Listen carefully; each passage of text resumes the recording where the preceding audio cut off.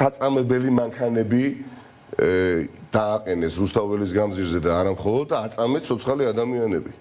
დიახ, საწამებელი რაღაცა სივრცეები გააჩინეს ამ ეგრეთ წოდებულ მინი ვენებში, გამბოშიგნეს იქაურობა ეს ავტომობილები სავარძლები და იქ ხალხი აცამე, ანუ გაჯერდა, ეცეთ იმდენი მე თქვენ არა რამდენიმე გადაცემას ვუყურე და ერთი განსაკუთრებით დამამახსოვდა, როდესაც ნაწამები ახალგაზრდები ყვებოდნენ როგორ აწამეს.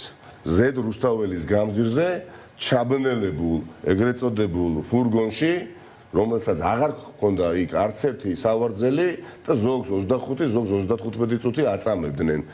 ხო და ეს გაცდა შიდა სახელმწიფოებრივ ჩარჩოებს, იცით? ეს გაცდა ქართული რბილად ვთქვა დემოკრატიის დაკლოვანებებსაც, რომელ დემოკრატიაზეა ლაპარაკი, ეს გაცდა ქართულ ავტოკრატიის ფარგლებსაც.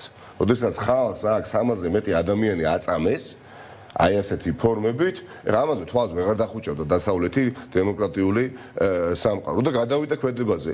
გადავიდა და გადავა მანამ და არ გაჩერდება სანამ ეს ყველაფერი არის ქართველი ხალხის დამსახურება იმ ადამიანების განსაკუთრებით იმ 51-ის განსაკუთრებით პოლიტპატიმრის რომელთა აქტიურობამაც მოიტანა მათი აი ესეთი ასევე ძალიან ენის მოჩლექვით და რბილად რო ვთქვათ შეცდომების დაშვება. როდესაც რეალური სახე წარმოაჩენია ივანიშვილს მთელი სოფლიოს წინაშე. როდესაც იძულებული გახდა ივანიშვილი სხვაგვარად ფიქრობდა უკვე ვეღარ ჩაახშობდა ამ პროტესტს, აწამა იმ გათვლით, რომ მეორე დღეს არავინ აღარ გამოვიდოდა.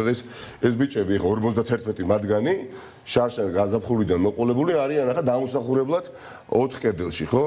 და ეს მათი დამსახურება არის დიდი, ძალიან დიდი დამსახურება არის, იმიტომ რომ არ იყო ადვილი და როგორც აბსოლუტურად სხვადასხვა ეპიზოდებით არიან ეს ადამიანები და ბევრი მათგანი უბრალოდ იმიტომ რომ იქ იყო არის დაჭერილი და ნაწამები. მაგალითად